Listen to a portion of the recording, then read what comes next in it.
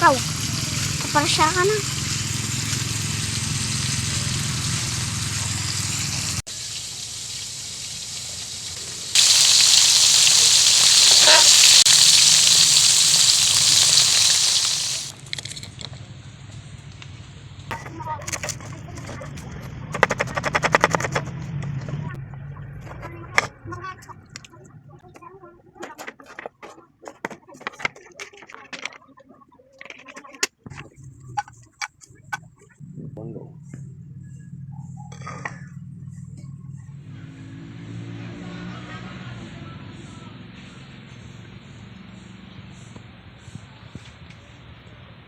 So yan mga kapsat, bali luto na po yung ito yung tinatawag na palakang ahas o kiyasan sa Ilocano.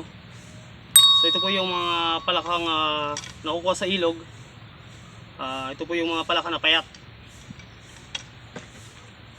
So ayan, titikman na natin.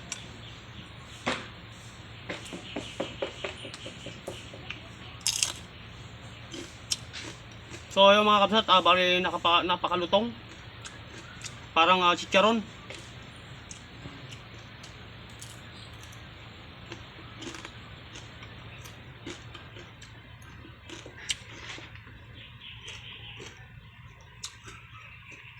Ayan.